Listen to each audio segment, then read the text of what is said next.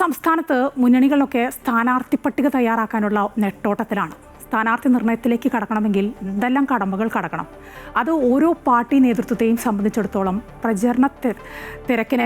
തെരഞ്ഞെടുപ്പ് പ്രചരണത്തെക്കാളൊക്കെ വലിയ വെല്ലുവിളികൾ നിറഞ്ഞതാണ്. അത് അതിൻ്റെ വഴിക്ക് പോട്ടെ, ഒരാഴ്ചയ്ക്കുള്ളിൽ ഒരു ചിത്രം തെളിയും. അതിനിടെ നമ്മുടെ ആരോഗ്യമന്ത്രിക്ക് പരിക്കേറ്റ സംഭവത്തിൽ അറസ്റ്റിലായ KSU നേതാക്കളുണ്ടല്ലോ, അവരുടെ ജാമ്യാപേക്ഷ ഇന്ന് കോടതി പരിഗണിക്കാനിരിക്കുകയാണ്. ഇന്നലെ രാവിലെ നേരത്തെ പരിയാരം ആശുപത്രിയിൽ നിന്ന് ഡിസ്ചാർജ് ചെയ്ത് കണ്ണൂരിൽ നിന്ന് പുറപ്പെട്ട ആരോഗ്യമന്ത്രിയുടെ വിവരങ്ങളൊന്നും പിന്നെ കേട്ടതേയില്ല. തിരുവനന്തപുരത്തേക്കാണോ അതോ പത്തനംതിട്ടയിലാണല്ലോ വീട്, അവിടേക്കാണോ വരിക എന്നൊന്നും ഒരു പിടിയുമില്ലായിരുന്നു. പിന്നെ പരിക്കൊക്കെ പറ്റിയതല്ലേ, അപ്പോൾ തിരുവനന്തപുരം മെഡിക്കൽ കോളേജിൽ തുടർ ചികിത്സയ്ക്ക് അഡ്മിറ്റ് ആവും എന്നും കേട്ടിരുന്നു. പക്ഷേ ഇന്നലെ പിന്നെ അതൊന്നും ഉണ്ടായില്ല. ഏതായാലും മന്ത്രി പത്തനംതിട്ടയിലെ വീട്ടിലെത്തി വിശ്രമത്തിലാണ് ഇപ്പോൾ എന്നാണ് ഏറ്റവും ഒടുവിൽ പുറത്തു വരുന്ന വിവരം. ഏതായാലും മന്ത്രി പെട്ടെന്ന് സുഖപ്പെടട്ടെ. പറഞ്ഞ് ഞാൻ നേരം കളയുന്നില്ല. നമുക്ക് പ്രധാന വാർത്തകൾ നോക്കി പെട്ടെന്ന് തിരിച്ചു വരാം.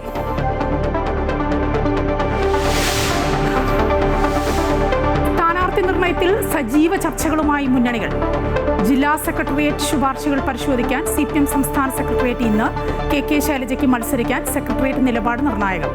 കോൺഗ്രസ് നേതാക്കൾ ഡൽഹിയിലേക്ക്.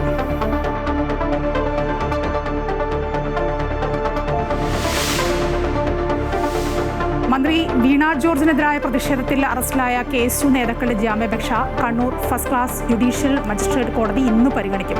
പ്രതികൾക്കെതിരെ വധശ്രമം ഉൾപ്പെടെ ഗുരുതരമായ വകുപ്പുകൾ. മന്ത്രിക്കെതിരെ കരിങ്കൊടി കാണിച്ച ബിദുലിന്റെ വീട്ടിൽ ബോംബെറിഞ്ഞ കേസിൽ പ്രതികളെ പിടികൂടാതെ പോലീസ്. മന്ത്രി വീണ ജോർജ് പത്തനംതിട്ടയിലെ വീട്ടിൽ വിശ്രമത്തിൽ.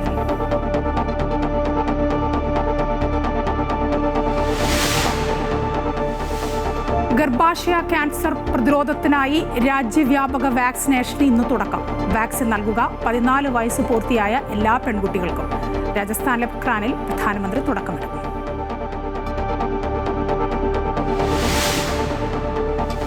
ഇറാനുമായുള്ള ആണവ ചർച്ചകളിൽ തൃപ്തനല്ലെന്നും യുദ്ധത്തിന് സാധ്യതയുണ്ടെന്നും ഡൊണാൾഡ് ട്രംപ്. പ്രതികരണം: ജനീവ ചർച്ച തീരുമാനമാകാതെ പിരിഞ്ഞതിന് പിന്നാലെ തിങ്കളാഴ്ച വീണ്ടും ചർച്ച. US state secretary Marco Rubio ഇസ്രയേലിലേക്ക്.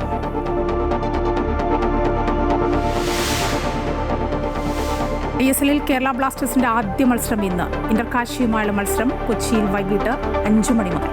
2020 ലോകകപ്പിലെ ശ്രീലങ്കയുമായുള്ള പോരാട്ടത്തിൽ പാകിസ്ഥാന് ഇന്ന് നിർണായകം. CPM സംസ്ഥാന സെക്രട്ടേറിയറ്റ് യോഗം ഇന്ന് തിരുവനന്തപുരത്ത്. സ്ഥാനാർത്ഥി നിർണയത്തിലെ അന്തിമ ചർച്ചകൾ സംസ്ഥാന സെക്രട്ടേറിയറ്റിലുണ്ടാവും. LDF സ്ഥാനാർത്ഥികളുടെ ലിസ്റ്റ് ഒരാഴ്ചയ്ക്കുള്ളിൽ പൂർത്തീകരിക്കും. തുടർന്ന് സംസ്ഥാന സമിതി യോഗവും ചേരും. കൂടുതൽ വിവരങ്ങളുമായി രജിത്ത് ചേരുകയാണ്. രജിത്ത്, ഇന്നിപ്പോൾ CPMന്റെ സംസ്ഥാന സെക്രട്ടേറിയറ്റ് ആണ്. അതിപ്പോൾ സാധാരണ ഉണ്ടാവാറുള്ള സെക്രട്ടേറിയറ്റ് പോലെയല്ല. സ്ഥാനാർത്ഥി നിർണയം അത് വലിയൊരു കടമ്പയാണ്. ഏറെക്കുറെ ഒരു ലിസ്റ്റ് തയ്യാറാവുമോ ഇന്നത്തെ സെക്രട്ടേറിയറ്റിലൂടെ? തീർച്ചയായും അത്തരത്തിലുള്ള ലിസ്റ്റിലേക്ക് പോകാൻ തന്നെയാണ്. കാരണം ഒരാഴ്ചക്കുള്ളിൽ തന്നെ ലിസ്റ്റ് രൂപീകരിച്ചുകൊണ്ട് സ്ഥാനാർത്ഥി നിർണയം പൂർത്തീകരിച്ച് പ്രചാരണമടക്കമുള്ള പരിപാടികളിലേക്ക് പോകാനാണ് CPM തയ്യാറെടുക്കുന്നത്. അതുകൊണ്ട് തന്നെ ഇന്ന് നടക്കുന്ന സെക്രട്ടേറിയറ്റ് യോഗം ഏറെ നിർണായകമാണ് താനും. ഇന്നലെ നടന്ന പോളിറ്റ് ബ്യൂറോ യോഗത്തിലടക്കം പിണറായി വിജയൻ തന്നെ പാർട്ടിയെ നയിക്കും എന്ന കാര്യത്തിൽ ഒരു തീരുമാനം ഉന്നോടകം തന്നെ വന്നിട്ടുണ്ട്, പ്രഖ്യാപനമടക്കം വന്നിട്ടുണ്ട്. എന്നാൽ മുഖ്യമന്ത്രി സ്ഥാനാർത്ഥി അടക്കമുള്ള കാര്യങ്ങൾ പിന്നീട് തീരുമാനിക്കുമെന്ന കാര്യം കൂടി ജനറൽ സെക്രട്ടറി MA ബേബി വ്യക്തമാക്കുകയും ചെയ്തിരുന്ന ഒരു സാഹചര്യമുണ്ട്. അതേ സാഹചര്യത്തിലാണ് ഇന്നിപ്പോൾ സെക്രട്ടേറിയറ്റ് യോഗം ചേരുന്നത്. നേരത്തെ തന്നെ എല്ലാ ജില്ലാ സെക്രട്ടേറിയറ്റുകളും ചേർന്നുകൊണ്ട് തന്നെ ഒരു സ്ഥാനാർത്ഥികളുടെ കാര്യത്തിൽ, ഓരോ ജില്ലയിലും വരേണ്ട സ്ഥാനാർത്ഥികളുടെ കാര്യത്തിൽ തീരുമാനത്തിലേക്ക് എത്തിയിട്ടുണ്ട്. അത്തരത്തിലുള്ള ലിസ്റ്റ് അടക്കം തയ്യാറായിട്ടുണ്ട്. അതുകൊണ്ട് തന്നെ ഇന്ന് ആ ലിസ്റ്റുകളൊക്കെ സെക്രട്ടേറിയറ്റ് യോഗത്തിൽ ചർച്ച ചെയ്യുകയും പിന്നീട് സംസ്ഥാന സമിതി ചേർന്നുകൊണ്ട് ഇക്കാര്യത്തിലൊരു അന്തിമ തീരുമാനത്തിലേക്ക് എത്തുകയും ചെയ്യും എന്നാണ് നമുക്ക് മനസ്സിലാകുന്നത്. അത് ഇന്ന് ചേരുന്ന സെക്രട്ടേറിയറ്റ് യോഗത്തിൽ എന്ത് തന്നെയായാലും സ്ഥാനാർത്ഥികളുടെ കാര്യത്തിൽ ഒരു വലിയ തീരുമാനത്തിലേക്ക്, മീൻസ് അവരുടെ ലിസ്റ്റുകൾ തയ്യാറാക്കുന്ന കാര്യത്തിലേക്ക് ഒരു തീരുമാനത്തിലേക്ക് എത്തും എന്ന് തന്നെയാണ് നമുക്ക് മനസ്സിലാക്കാൻ കഴിയുന്നത്. ഏറ്റവും പ്രധാനപ്പെട്ട കാര്യം, മുഖ്യമന്ത്രി പിണറായി വിജയൻ തന്നെ ധർമ്മടത്ത് വീണ്ടും മത്സര രംഗത്തുണ്ടാകുമെന്ന കാര്യത്തിൽ സംശയമില്ല. അദ്ദേഹത്തിന് ഇളവുകൾ നൽകിക്കൊണ്ട് പോളിറ്റ് ബ്യൂറോ ഇക്കാര്യത്തിലൊരു തീരുമാനത്തിലേക്ക് എത്തിയിട്ടുണ്ട്. അതേ സമയത്ത് തന്നെയാണ് KK ശൈലജയുടെ സ്ഥാനാർത്ഥിത്വവുമായി ബന്ധപ്പെട്ടുകൊണ്ടുള്ള പ്രധാനപ്പെട്ട കാര്യം നിലനിൽക്കുന്നത്. മട്ടന്നൂരിലാണ് അവർ മത്സരിക്കാൻ തയ്യാറായിട്ടുള്ളത്. മട്ടന്നൂർ അല്ലെങ്കിൽ താൻ മത്സര രംഗത്തേക്ക് ഇല്ല എന്നൊരു നിലപാട് കൂടി അവർ സ്വീകരിച്ചിട്ടുണ്ട്. എന്നാൽ ഈ കഴിഞ്ഞ 5 തവണയായി മട്ടന്നൂരിൽ നിന്ന് മത്സര രംഗത്തേക്കുള്ളതിനാൽ തന്നെ അവിടെ വീണ്ടും മത്സരിക്കേണ്ട എന്നൊരു തീരുമാനമാണ് CPMന്റെ ഭാഗത്തു നിന്നും ഉണ്ടായിട്ടുള്ളത്. അവിടെ മട്ടന്നൂരിൽ DYFIയുടെ സംസ്ഥാന സെക്രട്ടറി ആയിട്ടുള്ള VK സനോജിനെയാണ് പാർട്ടി ഈ നിലവിൽ അത്തരത്തിലുള്ളൊരു തീരുമാനത്തിലേക്ക് പരിഗണിക്കപ്പെടുന്നത് എന്നാണ് നമുക്ക് മനസ്സിലാകുന്നത്. ഇനി എന്നാൽ തന്നെ കെ ശൈലജ മത്സര രംഗത്തെ ഉണ്ടാകണമെങ്കിൽ പേരാവൂരിൽ തന്നെ മത്സരിക്കേണ്ടി വരും. എന്നാൽ പേരാവൂർ എന്ന് പറയുന്നത് സണ്ണി ജോസഫിന്റെ കൂടി മണ്ഡലമാണ്. സണ്ണി ജോസഫ് കഴിഞ്ഞ 2 തവണയായി അവിടെ മത്സര രംഗത്ത് മികച്ച പ്രകടനം കാഴ്ചവെക്കുന്ന ഒരു മണ്ഡലം കൂടിയാണ്. അവിടെ ഏറെ ബുദ്ധിമുട്ട് പാർട്ടിക്ക് നേരിടേണ്ടി വരും എന്നതിനാൽ തന്നെയാണ് തനിക്ക് മട്ടന്നൂരിൽ തന്നെ മത്സരിക്കണമെന്നൊരു നിലപാടിലേക്ക് ഒരു പക്ഷേ കെ ശൈലജ എത്തിയിട്ടുള്ളത്. എന്തുതന്നെയായാലും ഇക്കാര്യത്തിലടക്കം ഇനിയിപ്പോൾ കെ ശൈലജ മത്സര രംഗത്തേക്ക് ഉണ്ടെങ്കിൽ തന്നെ പാർട്ടി ഇക്കാര്യത്തിൽ എന്ത് തീരുമാനമെടുക്കുമെന്നത് സംബന്ധിച്ച് ഉൾപ്പെടെ ഈ സെക്രട്ടേറിയറ്റ് യോഗത്തിലടക്കം ചർച്ചയാകും. ഒപ്പം തന്നെയാണ് തളിപ്പറമ്പിൽ ഉൾപ്പെടെ തളിപ്പറമ്പിൽ സുകന്യയുടെ പേരാണ് കൂടുതൽ പാർട്ടി ജില്ലാ സെക്രട്ടേറിയറ്റ് നിർദ്ദേശിച്ചിട്ടുള്ളത്. ഒപ്പം തന്നെ പാലക്കാട് പി സരിനും നേരത്തെ തന്നെ കഴിഞ്ഞ ദിവസം തന്നെ പാലക്കാട് ജില്ലാ സെക്രട്ടേറിയറ്റിൽ ഇക്കാര്യങ്ങൾ തീരുമാനിച്ചിരുന്നു. പി സരിൻ തന്നെ പാലക്കാട് മത്സരിച്ചാൽ മതി എന്നൊരു തീരുമാനത്തിൽ പാർട്ടി നേതൃത്വം എത്തിയിട്ടുണ്ട്. ഏറ്റുമാനൂരിൽ VN വാസവനും അതുപോലെ തന്നെ ഉടുമ്പൻചോലയിൽ MM മണിയും ആ കാര്യങ്ങളൊക്കെയും തന്നെ സെക്രട്ടേറിയറ്റ് യോഗത്തിലടക്കം ഇക്കാര്യങ്ങളിലൊക്കെ തീരുമാനങ്ങൾ ജില്ലാ സെക്രട്ടേറിയറ്റ് യോഗങ്ങളിൽ വന്നിരുന്നു. ആ ലിസ്റ്റുകൾ ജില്ലാ സെക്രട്ടേറിയറ്റ് നൽകിയിട്ടുള്ള ലിസ്റ്റുകളായിരിക്കും ഇന്നത്തെ സംസ്ഥാന സെക്രട്ടേറിയറ്റ് പരിഗണിക്കുക. സംസ്ഥാന സെക്രട്ടേറിയറ്റ് പരിഗണിച്ച് ഇക്കാര്യത്തിൽ ഒരു തീരുമാനത്തിലേക്ക് എത്തും. അതിനുശേഷം അത് സംസ്ഥാന സമിതിയിലേക്ക് അടുത്ത ദിവസം ചേരുന്ന സംസ്ഥാന സമിതിയിലേക്ക് പോകും. സംസ്ഥാന സമിതി ലിസ്റ്റ് സ്ഥാനാർത്ഥികളുടെ ലിസ്റ്റിൽ ഒരു അന്തിമ തീരുമാനത്തിലേക്ക് വരും. ആവശ്യമെങ്കിൽ അത്തരത്തിലുള്ള ചർച്ചകൾ കൊടുത്തതിന് ശേഷം ഇത് കേന്ദ്ര നേതൃത്വത്തിന് അയക്കും. നേരത്തെ തന്നെ കേന്ദ്ര നേതൃത്വം ഇന്നലെ ചേർന്ന PB യോഗത്തിലടക്കം സ്ഥാനാർത്ഥി നിർണയം അടക്കം സംസ്ഥാന നേതൃത്വത്തിന് വിട്ടു നൽകിയിരിക്കുകയാണ്. സംസ്ഥാന നേതൃത്വത്തിൽ ഇക്കാര്യങ്ങൾ ചർച്ച ചെയ്തതിന് ശേഷം കേന്ദ്ര നേതൃത്വത്തിലേക്ക് ലിസ്റ്റ് സമർപ്പിക്കാനാണ് അറിയിച്ചിട്ടുള്ളത്. അത്തരത്തിലുള്ള ഒരു അന്തിമ ലിസ്റ്റ് തയ്യാറാക്കുകയായിരിക്കും ഇന്നത്തെ സംസ്ഥാന സെക്രട്ടേറിയറ്റിന്റെ പ്രധാനപ്പെട്ട അജണ്ട അല്ലെങ്കിൽ കടമ്പ എന്ന് പറയുന്നത്. അതിനുശേഷം അത് സംസ്ഥാന സമിതിയിൽ കൂടി ചർച്ച ചെയ്ത് തീരുമാനമാക്കി കേന്ദ്ര നേതൃത്വത്തിന് സമർപ്പിക്കാനായിരിക്കും തീരുമാനിക്കുക. എന്തുതന്നെയായാലും 7-ാം തീയതിക്കുള്ളിൽ ഈ സ്ഥാനാർത്ഥികളുടെ കാര്യത്തിൽ ഒരു തീരുമാനമെടുത്ത് പിന്നീട് സ്ഥാനാർത്ഥികളുടെ പ്രഖ്യാപനം അടക്കം നടത്തി പ്രചാരണ പരിപാടികളിലേക്ക് പോകാനാണ് CPM തയ്യാറെടുക്കുന്നത്. ശരി, രജിത്താണ് വിവരങ്ങൾ നൽകിക്കൊണ്ടിരുന്നത്. CPM സംസ്ഥാന സെക്രട്ടേറിയറ്റ് യോഗം ഇന്ന് തിരുവനന്തപുരത്ത് ചേരാൻ പോവുകയാണ്. സ്ഥാനാർത്ഥി നിർണയത്തിലെ അന്തിമ ചർച്ചകൾ സെക്രട്ടേറിയറ്റിൽ ഉണ്ടാവുമെന്ന് ഉറപ്പാണ്. പ്രതിസന്ധികളുടെ നടുവിലാണ് മത്സ്യത്തൊഴിലാളികൾ. കടൽ പന്നി ആക്രമണമാണ് ഇപ്പോൾ അവർ നേരിടുന്ന ഏറ്റവും വലിയ പ്രശ്നം. ഓരോ തിരഞ്ഞെടുപ്പ് കാലവും വാഗ്ദാനങ്ങളുടെ പെരുമഴയായാണ് ഉണ്ടാവുന്നത് എങ്കിലും മത്സ്യമേഖലയ്ക്ക് അവഗണന മാത്രമാണ് ബാക്കിയാവുന്നത്. അതുകൊണ്ട് തന്നെ തെരഞ്ഞെടുപ്പ് വരും പോകും എന്ന സാധാരണ മറുപടി മാത്രമാണ് പലർക്കും പങ്കുവയ്ക്കാനുള്ളത്. സംസ്ഥാനം തിരഞ്ഞെടുപ്പിന്റെ ആവേശത്തിലേക്ക് മാറിക്കഴിഞ്ഞിട്ടുണ്ട്. ഇനി ജനകീയ വിഷയങ്ങളുടെ ചർച്ചയാണ്. ചെയ്തതും ചെയ്യാൻ പോകുന്നതും ഉയർത്തിയാണ് പ്രചാരണങ്ങൾ അത്രയും.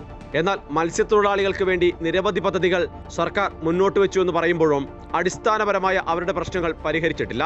പുനർഗേഹം, പുനരധിവാസ പദ്ധതിയും മത്സ്യഫെഡ് വഴിയുള്ള സാമ്പത്തിക സഹായങ്ങളുമൊക്കെ സർക്കാർ പറയുന്നുണ്ട്. പക്ഷേ പലപ്പോഴും ഇതൊന്നും താഴെത്തട്ടിലേക്ക് എത്തുന്നില്ല. സാമ്പത്തിക സഹായങ്ങൾ അധികവും മത്സ്യഫെഡ് വഴി ലോണെടുത്തവർക്ക് മാത്രമായി ചുരുക്കി. മത്സ്യത്തൊഴിലാളികൾ നേരിടുന്ന വലിയ പ്രതിസന്ധി കടൽപ്പന്നികളുടെ ആക്രമണമാണ്. ഒറ്റ ദിവസം ലക്ഷങ്ങളുടെ നഷ്ടമാണ് കടൽപ്പന്നികൾ വരുത്തുന്നത്. ഇക്കാര്യത്തിൽ ഇടപെടാനും പരിഹരിക്കാനും ആരുമില്ലെന്ന് മത്സ്യത്തൊഴിലാളികൾ പറയുന്നു. കരക്ക് പട്ടിയും കടലിൽ പൊന്നി ഞങ്ങൾക്ക് നഷ്ടമല്ലാണ്ട് ലാവുന്ന ഒരാളെ കൊണ്ട് ഞങ്ങൾക്ക് ലാവുമൊന്നുമില്ല. ഞങ്ങൾക്ക് ചെയ്യുമെന്ന് പറയുന്നുണ്ട്. ഞങ്ങൾക്ക് വേണ്ടി എന്തെങ്കിലും ചെയ്യണ്ടേ?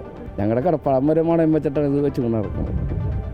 ഗവൺമെൻറ് എന്താണ് ആര് ഭരണത്തിൽ കയറിയാലും ഞങ്ങൾക്ക് വേണ്ടി ഇത് ചെയ്യണമെന്നുണ്ടെങ്കിൽ ചെയ്യാം.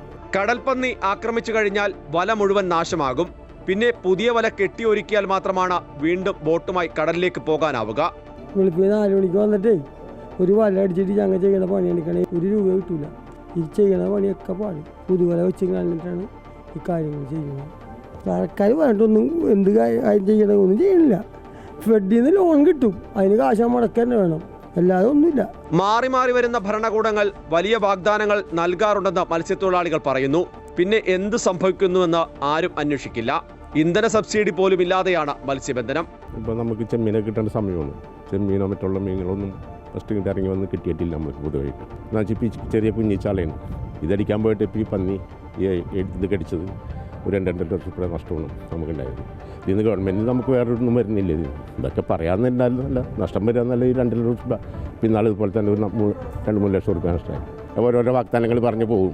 അത് തന്നെ, അത് ഏത് പാർട്ടിക്കാരായാലും ശരി അങ്ങനെയാണ് അല്ല.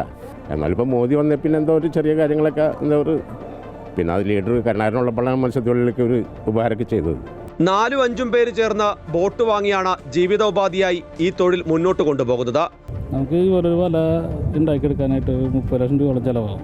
പിന്നെ ഇത് കടലിൽ ഇപ്പോൾ കുറേ ഉടക്കുകളും കാര്യങ്ങളൊക്കെ ആയിരുന്നു. വലപൊളിയിൽ ഇതൊക്കെ സ്ഥിരമായി ഇപ്പോൾ പഴയ പോലെ അല്ല കടലിൽ. ചിലവ് ഭയങ്കര കൂടുതലാണ്. ഇപ്പോൾ ഡീസലിൻ്റെ വില കൂടുതൽ ഒക്കെ ആയിട്ട് നമുക്ക് അതിന് ബുദ്ധിമുട്ട് തന്നെയാണ്. 50-ലധികം തൊഴിലാളികൾ ഓരോ ബോട്ടിലും ഉണ്ടാകും. അതുകൊണ്ട് തന്നെ ഒരു ദിവസം വല കീറിയാൽ പട്ടിണിയാകുന്നത് നിരവധി കുടുംബങ്ങളാണ്. പ്രഖ്യാപനങ്ങളും വാഗ്ദാനങ്ങളും ഒരു വഴിക്ക് പോകുന്നുണ്ട്. പക്ഷേ അവരുന്നയിക്കുന്ന അടിസ്ഥാന പ്രശ്നങ്ങൾക്ക് ഇതുവരെ പരിഹാരം കണ്ടെത്തുന്നില്ല എന്നുള്ളതാണ് വലിയ പരാതി.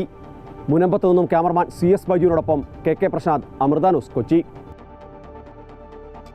കണ്ണൂരിൽ ആരോഗ്യമന്ത്രി വീണ ജോർജിനെതിരായ കരിങ്കൊടി പ്രതിഷേധത്തിൽ അറസ്റ്റിലായ KSU നേതാക്കളുടെ ജാമ്യാപേക്ഷ ഇന്ന് കോടതി പരിഗണിക്കും. Kannur judicial first class magistrate കോടതിയാണ് കേസ് പരിഗണിക്കുന്നത്. വധശ്രമമടക്കം ഗുരുതര വകുപ്പുകളാണ് നേതാക്കൾക്കെതിരെ ചുമത്തിയിട്ടുള്ളത്. ഇന്നലെ നൽകിയ ജാമ്യാപേക്ഷയിൽ കോടതി പോലീസിനോട് റിപ്പോർട്ട് ആവശ്യപ്പെട്ടിരുന്നു. അതേസമയം കേസിൽ റെയിൽവേ പോലീസിന് ആരോഗ്യമന്ത്രിയുടെ മൊഴി രേഖപ്പെടുത്താനായിട്ടില്ല. അതേസമയം മന്ത്രിക്കെതിരെ പ്രതിഷേധിച്ച KSU നേതാവിന്റെ വടകര തോടന്നൂരിലെ വീടിന് നേരെയുണ്ടായ ബോംബേറിൽ പ്രതികളെക്കുറിച്ച് സൂചനയില്ലെന്ന് പോലീസ് അറിയിച്ചു.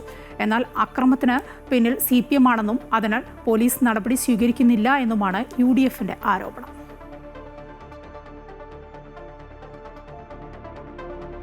തിരുവനന്തപുരം നഗരൂരിൽ പോലീസ് ജീപ്പ് തടഞ്ഞ് പോലീസിനെ അസഭ്യം പറയുകയും ഭീഷണിപ്പെടുത്തുകയും ചെയ്ത 9 CPM DYFI പ്രവർത്തകർക്കെതിരെ കേസ്. കോൺഗ്രസിന്റെ ഫ്ലെക്സ് ബോർഡുകൾ നശിപ്പിച്ചതിൽ കേസെടുത്തതാണ് പ്രകോപനത്തിന് കാരണമായത്. നോട്ടീസ് നൽകാൻ വീട്ടിലെത്തിയ SHO ഉൾപ്പെടെയുള്ളവരെ DYFI പ്രവർത്തകർ ഭീഷണിപ്പെടുത്തുകയും തടയുകയുമായിരുന്നു. ജാമ്യമില്ലാത്ത വകുപ്പ് ചുമത്തിയാണ് DYFI പ്രവർത്തകർക്കെതിരെ കേസെടുത്തിരിക്കുന്നത്. സംഭവത്തിൽ ആരുടെയും അറസ്റ്റ് രേഖപ്പെടുത്തിയിട്ടില്ല. അതേസമയം സംഭവത്തിൽ പ്രതിഷേധവുമായി പോലീസ് ഓഫീസേഴ്സ് അസോസിയേഷൻ രംഗത്തെത്തിയിട്ടുണ്ട്. പോലീസ് വഴിയെ പോകുന്ന ആർക്കും കൊട്ടാവുന്ന ചെണ്ടയല്ലെന്ന് association general secretary TR Biju പറയുന്നു. ഫേസ്ബുക്ക് പോസ്റ്റിലാണ് ബിജു ഇക്കാര്യം വ്യക്തമാക്കിയത്.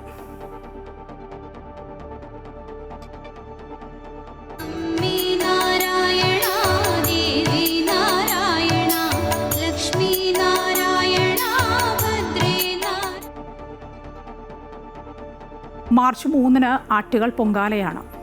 അന്ന് അനന്തപുരി യാഗശാലയാവും. ആറ്റുകാൽ പൊങ്കാലയ്ക്ക് മുന്നോടിയായി പൊങ്കാല കിറ്റുകളും മറ്റുമൊരുക്കി ഉത്സവത്തിൻ്റെ ഭാഗമാവുകയാണ് തലസ്ഥാനത്തെ വിപണികളും. ആ കാഴ്ച കണ്ട് പെട്ടെന്ന് തിരിച്ചു വരാം.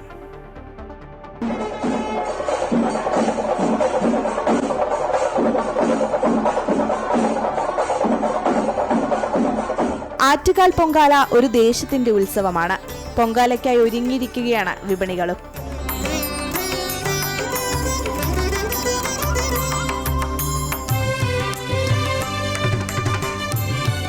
ഭക്തർക്ക് പൊങ്കാലയർപ്പിക്കാനുള്ള പൊങ്കാല കിറ്റുകൾ വിപണി കീഴടക്കിയിരിക്കുകയാണ്. 149 രൂപയ്ക്കാണ് ഞങ്ങൾ ആറ്റുകാൽ പൊങ്കാല കിറ്റ് കൊടുക്കുന്നത്. എല്ലാവരും വന്നു കഴിഞ്ഞാൽ എല്ലാവർക്കും ലഭിക്കാവുന്ന തരത്തിലാണ് ഞങ്ങൾ ഇത് സ്റ്റോക്ക് ചെയ്തിട്ടുള്ളത്. ചമ്പാ പച്ചരി, ശർക്കര, പായസം മിക്സ്, നെയ്യടക്കമുള്ള പായസ കിറ്റിന്റെ വില 135 രൂപ മുതലാണ് ആരംഭിക്കുന്നത്. ആറ്റുകാൽ അമ്മയുടെ ചിത്രം ആലേഖനം ചെയ്ത ബിഗ് ഷോപ്പറുകൾക്കും പൊങ്കാലക്കാലത്ത് വൻ ഡിമാൻഡാണുള്ളത്. അമൃത ന്യൂസ്, തിരുവനന്തപുരം.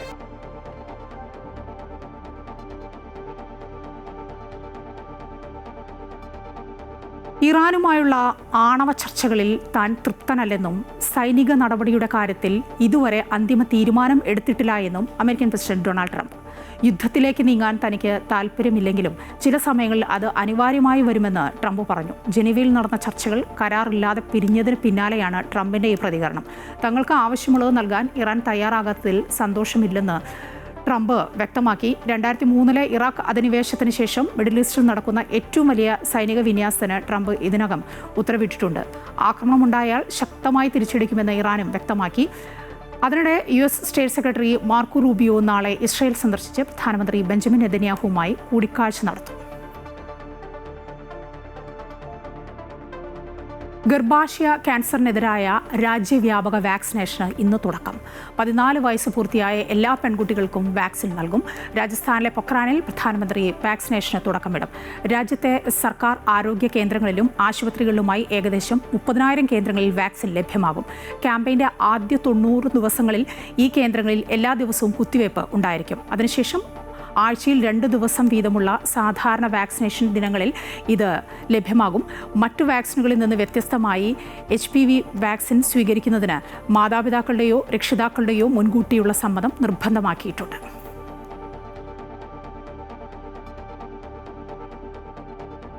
മുണ്ടക്കൈ ചൂരൽമല ദുരന്തബാധിതരുടെ പുനരധിവാസത്തിന് കൽപ്പറ്റ എൽസ്റ്റണിലെ മാതൃകാ ടൗൺഷിപ്പിന്റെ ഒന്നാംഘട്ട പ്രവർത്തനങ്ങൾ പൂർത്തിയായി. മുഖ്യമന്ത്രി പിണറായി വിജയൻ നാളെ രാവിലെ 11 മണിക്ക് എൽസ്റ്റൺ എസ്റ്റേറ്റിൽ നടക്കുന്ന പരിപാടിയിൽ ടൗൺഷിപ്പിന്റെ ആദ്യഘട്ട ഉദ്ഘാടനം നിർവഹിക്കും. ഗുണഭോക്താക്കളുടെ പട്ടയ വിതരണവും ഈ ചടങ്ങിൽ നടക്കും.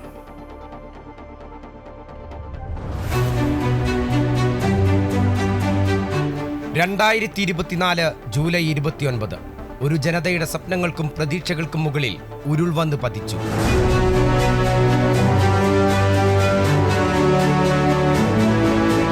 ഒരു കൊല്ലവും 7 മാസവും പിന്നിടുമ്പോൾ മുറിവേറ്റ ഹൃദയങ്ങളെ ചേർത്ത് പിടിച്ച് അവർക്ക് വീണ്ടും കൂടൊരുക്കുകയാണ് ഒരു സർക്കാർ.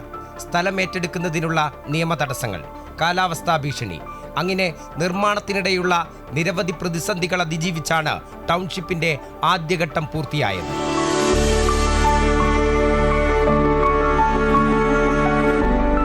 വയനാടിന്റെ ഭൂപ്രകൃതിക്കും കാലാവസ്ഥയ്ക്കും അനുയോജ്യമായ രീതിയിൽ വിവിധ സർക്കാർ സംവിധാനങ്ങളുടെയും ഏജൻസികളുടെയും തൊഴിലാളികളുടെയും ഏകോപിതമായ പ്രവർത്തനത്തിലൂടെയാണ് മുണ്ടക്കൈ ചൂരൽമല ദുരന്തബാധിതർക്കായി ടൗൺഷിപ്പ് യാഥാർത്ഥ്യമാകുന്നത്.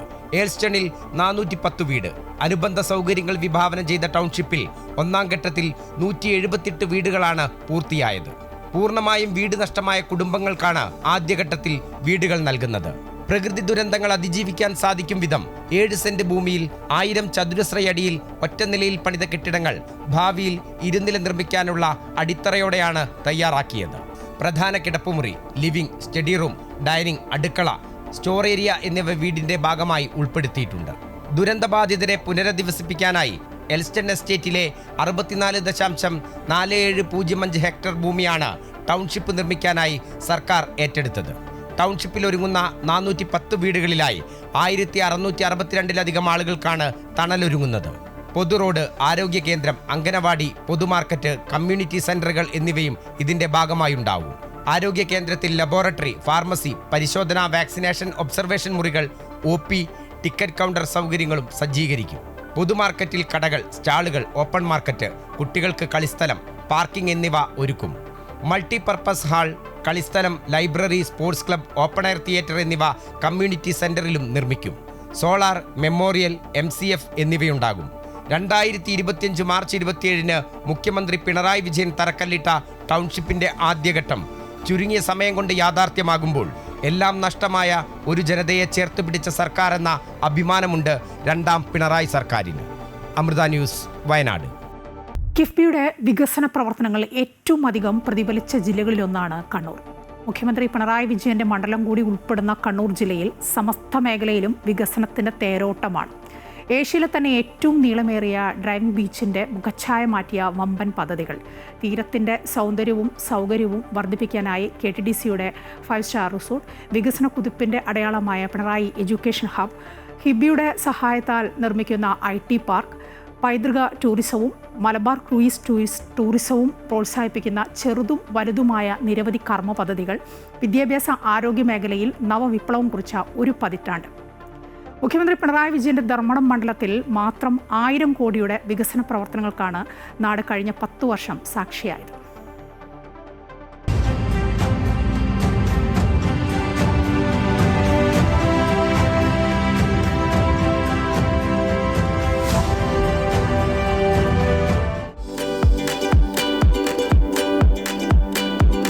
അന്താരാഷ്ട്ര നിലവാരത്തിലേക്ക് ഉയരുകയാണ് മുഴപ്പിലങ്ങാട് ഡ്രൈവിംഗ് ബീച്ച്. കിഫ്ബി വഴി നടപ്പിലാക്കുന്ന 233 കോടി രൂപയുടെ വികസന പദ്ധതികളിൽ ആദ്യഘട്ടമെന്ന നിലയിലാണ് പാർക്ക് തുറന്നു നൽകിയത്. കുട്ടികൾ മുതൽ പ്രായമായവർ വരെ ആയിരക്കണക്കിന് സഞ്ചാരികളെത്തുന്ന പ്രിയ ഇടമായി ഇവിടം മാറി.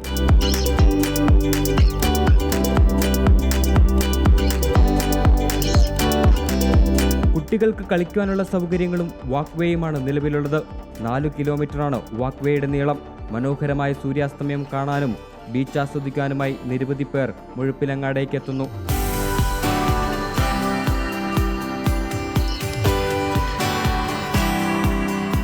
പുതിയ വികസന പദ്ധതികളിലൂടെ കൂടുതൽ സഞ്ചാരികളെ ആകർഷിക്കാൻ മുഴപ്പിലങ്ങാടിന് കഴിഞ്ഞു.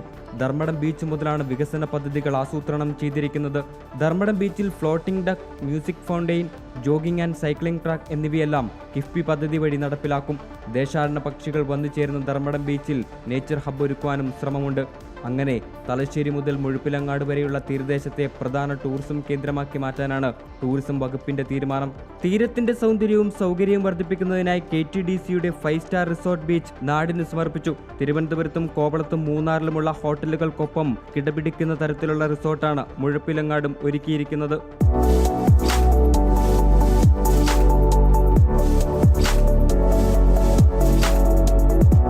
വടക്കൻ മലബാറിലെ ടൂറിസം മേഖലയ്ക്ക് വലിയ ഉണർവാകുന്ന തരത്തിലാണ് പദ്ധതി. KTDCയുടെ ഹോട്ടലുകളുടെയും റിസോർട്ടുകളുടെയും ബ്രാൻഡ് വിദേശ വിനോദസഞ്ചാരികൾക്കിടയിൽ വലിയ പ്രചാരമുള്ളതാണ്. ബീച്ചിന് സമീപം പ്രീമിയം റിസോർട്ട് വിദേശ സഞ്ചാരികളുടെ പ്രിയ താവളമായി മാറും. 39 കോടി രൂപ ചെലവിൽ 3.9 ഏക്കറിലാണ് റിസോർട്ട്. 8 സൂട്ട് റൂമുകൾ ഉൾപ്പെടെ 40 മുറികൾ, നീന്തൽക്കുളം, സ്പാ, റെസ്റ്റോറന്റ് എന്നീ സൗകര്യങ്ങളാണ് ആദ്യഘട്ടത്തിൽ ഒരുക്കിയിരിക്കുന്നത്. ദൈവത്തിൻ്റെ സ്വന്തം നാടായ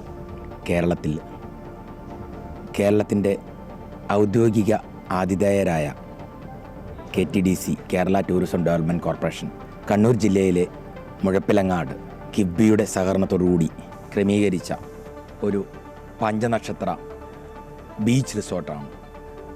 നമുക്കറിയാം, ഏഷ്യയിലെ ഏറ്റവും വലിയ ഡ്രൈവിൻ ബീച്ചായ മുഴപ്പിലങ്ങാട് നിലവിൽ സഞ്ചാരികൾ, വിദേശികളും സ്വദേശികളുമായ സഞ്ചാരികൾ വരുമ്പോഴുള്ള താമസ സൗകര്യത്തിനുള്ള ചില പോരായ്മകൾ, ചില നമുക്ക് അപരാപ്യതകൾ ഉണ്ട്.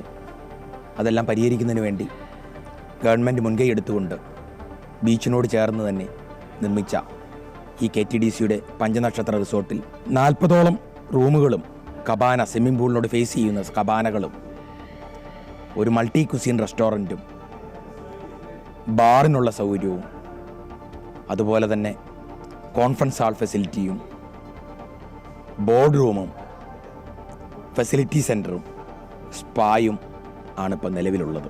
KTDCയുടെ ഈ പുതിയൊരു സംരംഭം സഞ്ചാരികൾക്ക് എല്ലാവിധ സൗകര്യങ്ങളും ചെയ്തു കൊടുക്കുന്നതാണ്. ഇവിടെയുള്ള റെസ്റ്റോറൻറ്റിൽ, മൾട്ടി കുസിൻ റെസ്റ്റോറൻറ്റിൽ south Indian, north Indian, Chinese, continental വിഭവങ്ങളും ലഭ്യമാണ്. അതുപോലെ തന്നെ സഞ്ചാരികൾക്കായി ഇവിടെ എത്തുന്ന ഗസ്റ്റിനു വേണ്ടി ഉള്ള എല്ലാ റിക്രിയേഷണൽ ഫെസിലിറ്റീസും സജ്ജീകരിച്ചിട്ടുണ്ട്.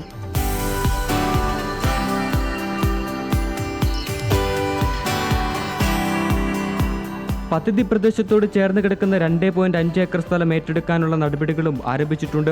മുഴുപ്പിലങ്ങാടിനെ ബീച്ച് ടൂറിസം, അഡ്വഞ്ചർ ടൂറിസം ഡെസ്റ്റിനേഷനുകളാക്കി മാറ്റാനാണ് ലക്ഷ്യം.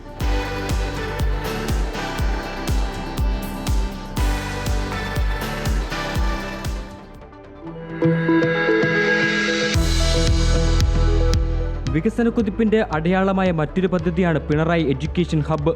50 കോടി രൂപയാണ് കിഫ്ബി ഇതിനായി അനുവദിച്ചത്. ഇതിന്റെ നിർമ്മാണ പ്രവർത്തനങ്ങൾ 50% പൂർത്തിയായി. ഈ വർഷം അവസാനത്തോടെ പദ്ധതി പൂർത്തീകരിക്കാൻ കഴിയുമെന്നാണ് പ്രതീക്ഷ.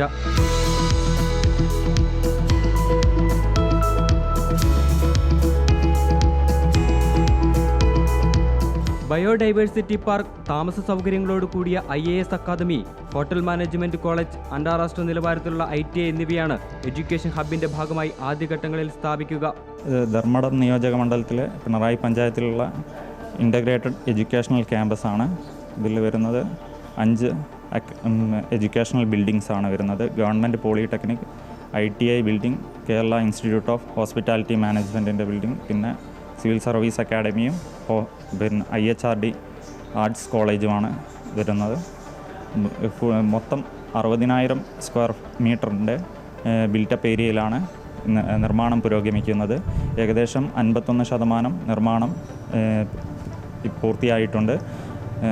ഈ വർഷം തന്നെ ഇത് പൂർത്തിയാക്കി കൈമാറാനാണ് നിശ്ചയിച്ചിട്ടുള്ളത്. ഏകദേശം 275 കോടിയുടെ കിഫ്ബി ഫണ്ടഡ് പ്രൊജക്റ്റാണ് ഇപ്പോൾ നടന്നുകൊണ്ടിരിക്കുന്നത്.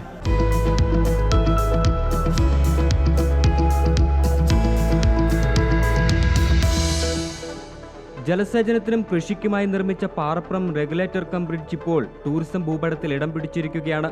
അഞ്ചരക്കണ്ടി പുഴയ്ക്ക് കുറുകെ 46.37 കോടി രൂപ ചെലവിൽ നിർമ്മിച്ച ഈ പദ്ധതി മണ്ഡലത്തിലെ ഏറ്റവും പ്രധാനപ്പെട്ട ഒന്നാണ്. അഞ്ചരക്കണ്ടി പുഴയ്ക്ക് കുറുകെ നിർമ്മിച്ച പാറപ്പുറം റെഗുലേറ്റർ കം ബ്രിഡ്ജ് കർഷകരുടെ ഏറെ നാളത്തെ സ്വപ്നമായിരുന്നു. പരിസര പ്രദേശങ്ങളിൽ ഉപ്പുവെള്ളം കയറുന്നത് തടഞ്ഞിരുന്ന നിലവിലെ പാറപ്പുറം അണക്കെട്ട് കാലപ്പഴക്കത്താൽ ദ്രവിച്ച് ഉപയോഗശൂന്യമായിരുന്നു.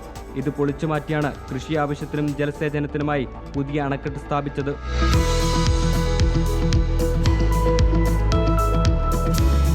നൂറുകണക്കിന് വിനോദസഞ്ചാരികളാണ് ഇവിടേക്ക് ദിനംപ്രതി ഒഴുകിയെത്തുന്നത്.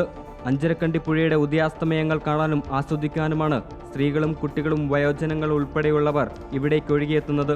ഇതോടെ വൻ ടൂറിസ്റ്റ് സാധ്യതയാണ് തെളിഞ്ഞിരിക്കുന്നത്.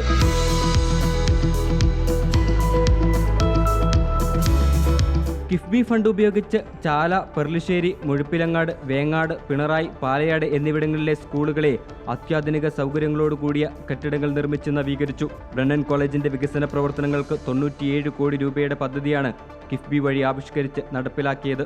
കിഫ്ബി വഴി നമ്മുടെ ധർമ്മടം മണ്ഡലത്തിൽ 2016 മുതൽ ഇതുവരെയുള്ള പ്രധാനപ്പെട്ട വർക്കുകൾ എന്ന് പറയുന്നത് ഒരു 22 വർക്കുകൾ, പ്രധാനപ്പെട്ട വർക്കുകൾ നടന്നിട്ടുണ്ട്.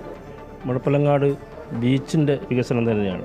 235 കോടി രൂപയുടെ പ്രവൃത്തിയാണ് ഇപ്പോൾ ആരംഭിച്ചിട്ടുള്ളത്. ഫസ്റ്റ് ഫേസ് പൂർത്തിയാക്കി. മുഴപ്പിലങ്ങാട് ധർമ്മടം ബീച്ചും കൂടി കണക്ട് ചെയ്തുകൊണ്ടുള്ള ഒരു വലിയ പദ്ധതിയായിട്ടാണ് അത് വിഭാവനം ചെയ്തിട്ടുള്ളത്.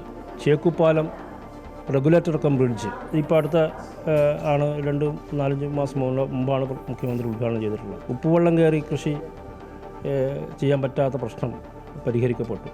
യാത്രാ പ്രശ്നം അത് 4 വരി പാതയാവുന്ന ഒരു മേഖലയാണ്. 4 വരി പാത കൂടി മുൻകൂട്ടി കണ്ടുകൊണ്ടുള്ള വിഭാവനം ചെയ്തിട്ടുള്ള ഒരു പദ്ധതിയാണ്.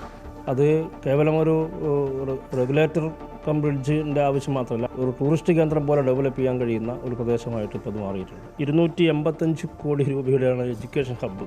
IHRD കോളേജ്, പിന്നെ ITI, പിന്നെ അതുപോലെ ഹോട്ടൽ മാനേജ്മെൻറ്റ്, IAS അക്കാഡമി തുടങ്ങിയിട്ടുള്ള നിരവധിയായ വിദ്യാഭ്യാസ സ്ഥാപനങ്ങൾ ഒരു ഹബ്ബായിട്ടാണ് അത് കാണുന്നത്. പിന്നെ ഒരു ഓപ്പൺ ഓഡിറ്റോറിയം ഉണ്ട്, ഒരു ആയുർവേദ ഉദ്യാനം ഇതിലുണ്ടാവും, സ്റ്റേഡിയം ഉണ്ട്. ഇങ്ങനത്തെ ഒരു വിപുലമായ ഒരു പദ്ധതിയാണ്. പിന്നീട് കഴിഞ്ഞ ദിവസം തറക്കല്ലിട്ടതാണ് IT പാർക്ക്, സയൻസ് പാർക്ക്. അത് വേങ്ങാട് പഞ്ചായത്തിൻ്റെ ഇപ്പോൾ പിന്നെ പ്രദേശത്താണ്, കിൻഫ്ര ഏറ്റെടുത്ത സ്ഥലത്താണ് ഇത് തറക്കല്ലിട്ടുള്ളത്. 293 കോടി രൂപയാണ് IT പാർക്കിനുള്ളത്. സയൻസ് പാർക്കിൽ 295 കോടി രൂപയാണ്. പിന്നെ പ്രധാനമായും വലിയ നിലക്ക് ഇടപെട്ടത് കിഫ്ബി ഫണ്ട് ഉപയോഗിച്ചുകൊണ്ട് ബ്രണ്ണൻ കോളേജിലുള്ള ഭൗതിക പശ്ചാത്തലം വികസിപ്പിക്കുന്നതാണ്. ബ്രണ്ണൻ കോളേജ് പിന്നെ സെൻറ്റർ ഓഫ് എക്സലൻ്റ് പ്രഖ്യാപിക്കുന്ന ഒരു കോളേജായിട്ട് മാറിയിട്ടുണ്ട്. എല്ലാ മേഖലയിലുമുള്ള സമഗ്ര വികസനമാണ് യഥാർത്ഥത്തിൽ ബ്രണ്ണൻ കോളേജിൽ ഈ ഒരു 5-8 വർഷമായിട്ട് അവിടെ നടന്നിട്ടുള്ളത്. ഇപ്പോൾ എല്ലാം പറഞ്ഞവർക്കൊരു 1000 കോടി രൂപയുടെ പദ്ധതി നമ്മുടെ മണ്ഡലത്തിൽ മാത്രം കിഫ്ബിയിലൂടെ മാത്രം ചെയ്തിട്ടുണ്ട്. ചെറുതും വലുതുമായ ഒട്ടേറെ പാലങ്ങളാണ് കഴിഞ്ഞ 10 വർഷത്തിനിടെ മണ്ഡലത്തിൽ നിർമ്മിച്ചത്. ധർമ്മടം പഞ്ചായത്തിലെ സമഗ്ര കുടിവെള്ള പദ്ധതി നടപ്പിലാക്കാൻ 16 കോടി രൂപയാണ് കിഫ്ബി അനുവദിച്ചത്. മുഖ്യമന്ത്രി പിണറായി വിജയന്റെ ധർമ്മടം മണ്ഡലത്തിൽ മാത്രം 1000 കോടിയുടെ വികസന പ്രവർത്തനങ്ങൾക്കാണ് നാട് കഴിഞ്ഞ 10 വർഷം സാക്ഷിയായത്. ഇടുക്കി സൂര്യനെല്ലിയിൽ അനധികൃതമായി പ്രവർത്തിച്ച റിസോർട്ട് റവന്യൂ ഉദ്യോഗസ്ഥർ സീൽ ചെയ്തു. ഹൈക്കോടതി ഉത്തരവ് നടപ്പിലാക്കാൻ പ്രാദേശിക രാഷ്ട്രീയ നേതൃത്വം അനുവദിക്കുന്നില്ലെന്ന അമിക്കസ് ക്യൂറിയുടെ റിപ്പോർട്ടിന് പിന്നാലെയാണ് ഈ നടപടി. കേരളത്തിലും ബുൾഡോസർ രാജാണ് നടക്കുന്നതെന്ന ആരോപണവുമായി CPM നേതാക്കൾ രംഗത്തെത്തി. ഇടുക്കി സൂര്യനെല്ലിയിൽ അനധികൃതമായി പ്രവർത്തിച്ച സ്റ്റാർലൈൻ റിസോർട്ട് അമിക്കസ് ക്യൂറി റിപ്പോർട്ടിന് പിന്നാലെയാണ് റവന്യൂ ഉദ്യോഗസ്ഥർ സീൽ ചെയ്തത്. മുൻപ് 3 തവണ റവന്യൂ വകുപ്പിന്റെ നടപടി CPM നേതാക്കൾ തടഞ്ഞിരുന്നു. സംഘർഷ സാധ്യത കണക്കിലെടുത്ത് മൂന്നാർ DYSP R ചന്ദ്രകുമാർ നേരിട്ട് ഉദ്യോഗസ്ഥർക്ക് സുരക്ഷ ഒരുക്കിയ ശേഷമാണ് നടപടി പൂർത്തിയാക്കിയത്. റിസോർട്ട് തുറന്നു പ്രവർത്തിക്കരുതെന്ന കോടതി ഉത്തരവുണ്ടായിരുന്നു. എന്നാൽ ഇവിടെ രാത്രി സമയങ്ങളിൽ പ്രവർത്തനം നടന്നതായി കണ്ടെത്തിയതിനെ തുടർന്നാണ് നടപടി. കെട്ടിടം അനധികൃതമാണ് നേരത്തെ ഹൈക്കോടതി കണ്ടെത്തിയിരുന്നു. അതിൽ പിന്നെ നിർമ്മാണം നടത്തിവെന്നു. അതിനുശേഷം അതൊരു പ്രവർത്തനം പാടില്ല എന്ന് പറഞ്ഞവർ പറഞ്ഞിരുന്നു. അത് പിന്നെ പ്രവർത്തിക്കുന്നതായിട്ട് അന്വേഷണത്തിൽ അറിഞ്ഞ് അതിന്റെ ബേസിലാണ് സീൽ ചെയ്തത്. NOCയും പട്ടയവുമുള്ള കെട്ടിടമാണെന്നും കോടതി ഇടപെടലിന് ശേഷം വാണിജ്യ ആവശ്യത്തിന് ഉപയോഗിച്ചിട്ടില്ലെന്നും റിസോർട്ട് ഉടമ മനോജ് പറഞ്ഞു.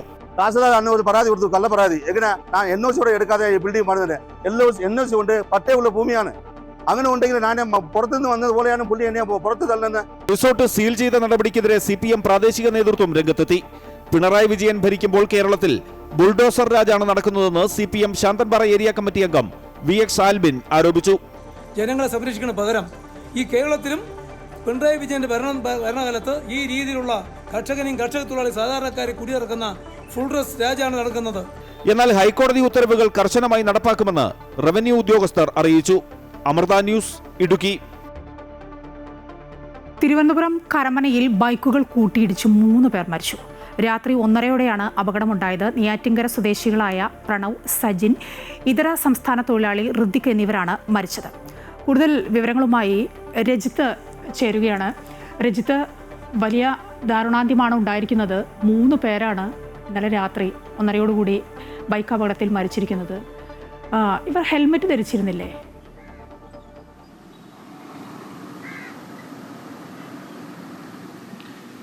മായ, ഞാനിപ്പോൾ നിൽക്കുന്ന ഈ ഭാഗത്താണ് അപകടമുണ്ടായത്. ഇത് കരമനയിൽ നിന്ന് കരമന സിഗ്നൽ കഴിഞ്ഞ് ഇങ്ങോട്ടേക്ക് എത്തുന്ന ഒരു ഭാഗമാണ്. ഇവിടെ നമുക്ക് എത്തിയവർ ഒരു വലിയ വളവാണ്. അധിക സ്പീഡ് പറയപ്പെടുന്നത്. എന്തായാലും ബൈക്കിൽ എത്തിയവർ നിയന്ത്രണം തെറ്റി അതിനുശേഷം ഈ റോഡിന്റെ സൈഡിലുള്ള ഭിത്തിയിലും ഇടിച്ചതിന് ശേഷമാണ് ചെയ്തിരുന്ന 2 ബൈക്കുകൾ മറിച്ചിട്ടുകൊണ്ട് വീഴുന്നത്. ഇവർ ഹെൽമെറ്റ് ധരിച്ചിരുന്നില്ല എന്നാണ് പോലീസ് പറയുന്നത്. ഹെൽമെറ്റ് ധരിക്കാതെ സഞ്ചരിച്ചിരുന്നത്. ബാർ ഹോട്ടലിലെ ജീവനക്കാരാണ് ഇവർ. 1:30യോടുകൂടിയാണ് അപകടമുണ്ടാകുന്നത്. അപകടമുണ്ടായ ഉടൻ തന്നെ പോലീസ് സ്ഥലത്തെത്തിയെങ്കിലും 3 പേരും സ്ഥലത്ത് തന്നെ മരിച്ചു എന്നാണ് നമുക്ക് ലഭിക്കുന്നത്. പോലീസ് സ്ഥലത്തെത്തി ഇവരുടെ മൃതദേഹം വെളുപ്പിനോട് തന്നെ മാറ്റിയിട്ടുണ്ട്. ഈ സ്ഥലം എന്ന് പറയുന്നത് എപ്പോഴും അപകടങ്ങൾ നിറഞ്ഞ സ്ഥലമാണ് എന്നാണ് നാട്ടുകാർ തന്നെ വ്യക്തമാക്കുന്നത്. കാരണം കഴിഞ്ഞ ദിവസവും ഇവിടെ ഒരു കാർ അപകടത്തിൽപ്പെട്ടിരുന്നു. പ്രായപൂർത്തിയാകാത്ത 2 പേർ ഓടിച്ചിരുന്ന ഒരു കാറാണ് ഇവിടെ കഴിഞ്ഞ ദിവസവും ഇതേ വളവിൽ താഴെ തന്നെ അപകടത്തിൽപ്പെടുകയും ചെയ്തിരുന്നത്.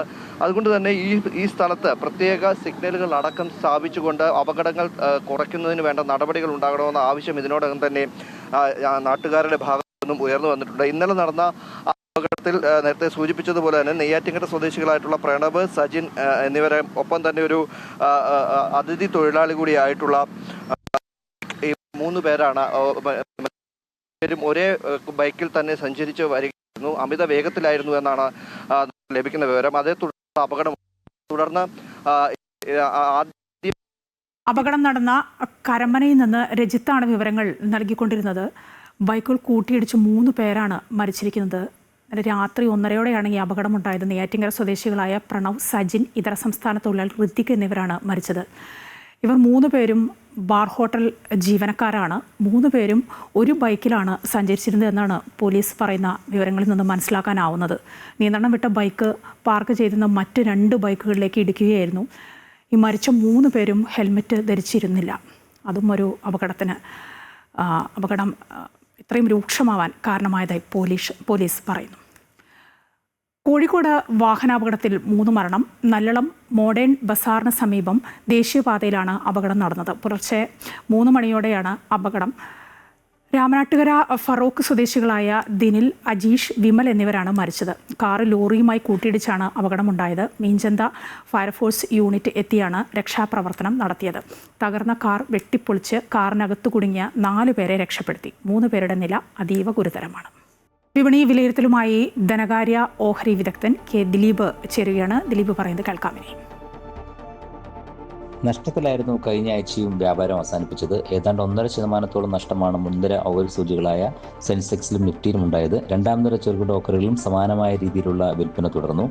ഇന്ത്യയും US തമ്മിലുള്ള വ്യാപാര കരാറിൽ അനിശ്ചിതത്വം തുടരുന്നതും ഇറാൻ US സംഘർഷാവസ്ഥ നിലനിൽക്കുന്നതും എണ്ണവിലയിലുണ്ടായിട്ടുള്ള വർധനവ്, രൂപയിലുണ്ടായിട്ടുള്ള ഇടിവ് തുടങ്ങിയ ഘടകങ്ങളെല്ലാം വിപണിയെ കഴിഞ്ഞ ആഴ്ച സ്വാധീനിച്ചിരുന്നു.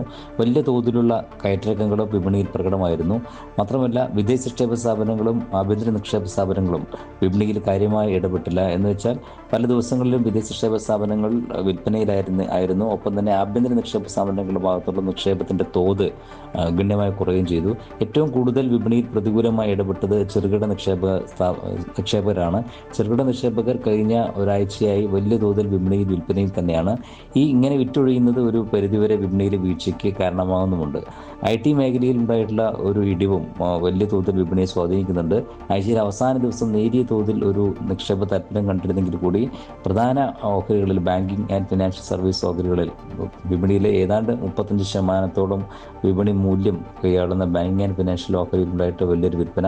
ഓട്ടോ മേഖലയിലും ഒരു വിൽപ്പന പ്രകടമായിരുന്നു. ഈ എല്ലാ മേഖലകളും കേന്ദ്രീകരിച്ചുകൊണ്ടുള്ള ഈ ഒരു വിൽപ്പനയാണ് വിപണി ഇപ്പോഴൊരു വലിയ തോതിലുള്ള ഒരു സമ്മർദ്ദത്തിലാക്കിയിരിക്കുന്നത്. നിലവിലെ സാഹചര്യത്തിൽ 25,500 എന്നുള്ള നിലവാരം തന്നെയാണ് മുൻനിര സൂചികയായ നിഫ്റ്റിക്ക് പ്രധാനം.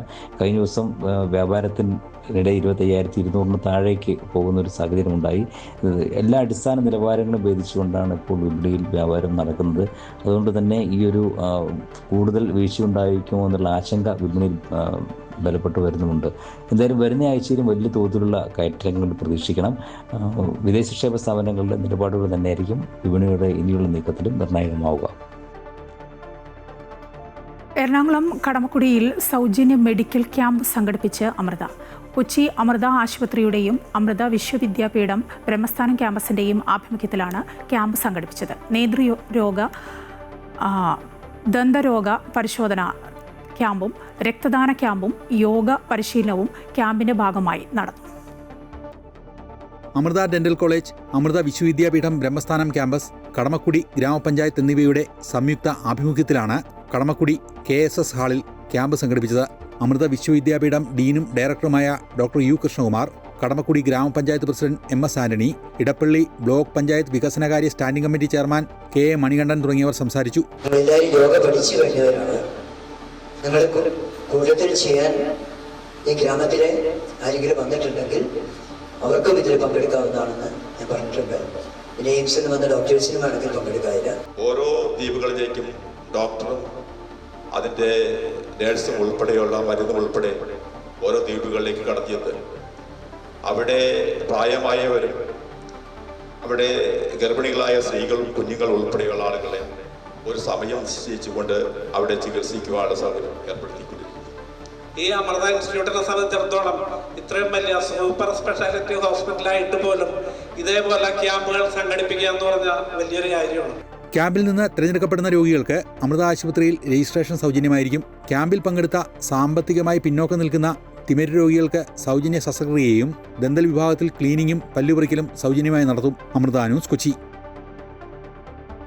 സാധാരണമായ ലക്ഷണങ്ങൾ തെറ്റായ രോഗനിർണയത്തിലേക്കും ശരിയായ ചികിത്സ വൈകുന്നതിലേക്കും നയിക്കുന്ന രോഗങ്ങളാണ് അപൂർവ രോഗങ്ങൾ. നമ്മുടെ രാജ്യത്ത് ഏകദേശം 400-ൽ പരം വിവിധ അപൂർവ രോഗങ്ങൾ കണ്ടെത്തിയിട്ടുണ്ട്.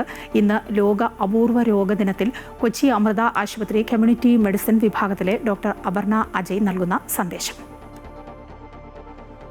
നമസ്കാരം, ഞാൻ doctor Aparna, Amrita hospital community medicine വിഭാഗത്തിൽ വർക്ക് ചെയ്യുന്നു. ഇന്ന് അപൂർവ രോഗ ദിനമാണ്. എന്താണ് അപൂർവ രോഗങ്ങൾ? ജനസംഖ്യയിൽ 10,000-ൽ 10 പേരിൽ മാത്രം താഴെ കാണുന്ന രോഗങ്ങൾക്കാണ് ലോകാരോഗ്യ സംഘടന അപൂർവ രോഗങ്ങൾ എന്ന് പറയുന്നത്. ലോകത്ത് 7,000-ലധികം അപൂർവ രോഗങ്ങൾ രേഖപ്പെടുത്തിയിട്ടുണ്ട്.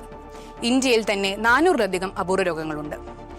ഇവയിൽ പലതും ജനിതക കാരണങ്ങളാൽ വരുന്നതും ബാല്യത്തിലെ പ്രകടമാവുന്നതുമാണ്. ഉദാഹരണത്തിന് spinal muscular atrophy, Duchenne muscular dystrophy, haemophilia തുടങ്ങിയ രോഗങ്ങൾ.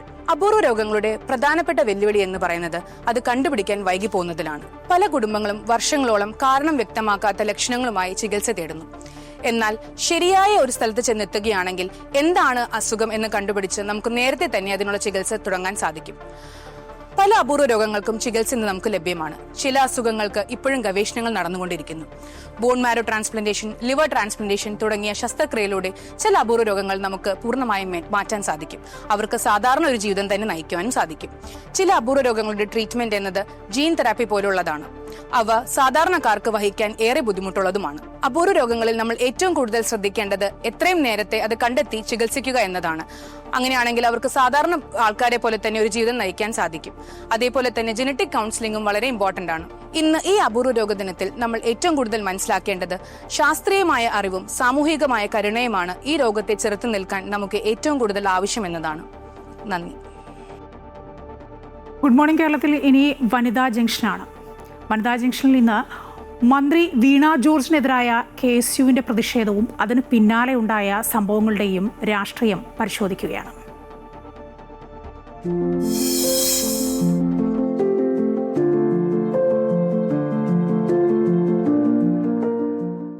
നമസ്കാരം. ആരോഗ്യമന്ത്രി വീണ ജോർജിനെതിരായ KSU പ്രതിഷേധവും പിന്നാലെയുണ്ടായ സംഭവ വികാസങ്ങളുമൊക്കെ വലിയ ചർച്ചയാണ്. സംസ്ഥാനത്തത് വെറും ചർച്ചയല്ല, വലിയ രാഷ്ട്രീയ പോര്. യഥാർത്ഥത്തിൽ വീണ ജോർജിന് പരിക്കേറ്റിരുന്നു. അതിനുള്ള ഉത്തരം ഇപ്പോഴും കാണാമറയത്താണ്. ആരോഗ്യമേഖലയെയും ആരോഗ്യമന്ത്രിയെയും ലക്ഷ്യം വെക്കുന്നത് സ്വകാര്യ ആരോഗ്യ കുത്തകകളെ സംരക്ഷിക്കാനെന്ന ആരോപണം ഉയരുന്നുണ്ട്. ഇത് ശരിയാണോ? KSUവിന്റെ പ്രതിഷേധ സമരത്തെ അക്രമമാക്കി മാറ്റിയത് ഒരു ഗൂഢാലോചനയാണോ എന്ന ചോദ്യവും ഉയരുന്നു. ആരോഗ്യവകുപ്പുമായി ബന്ധപ്പെട്ട് ഉയർന്ന വിവാദങ്ങളെ വഴിതിരിച്ചുവിടാനുള്ള നീക്കമാണ് എന്ന് സംശയിച്ചാൽ തെറ്റു പറയാനാവില്ലല്ലോ. ഇതാണ് ഇന്ന് വനിതാ ജംഗ്ഷൻ ചർച്ച ചെയ്യുന്നത്.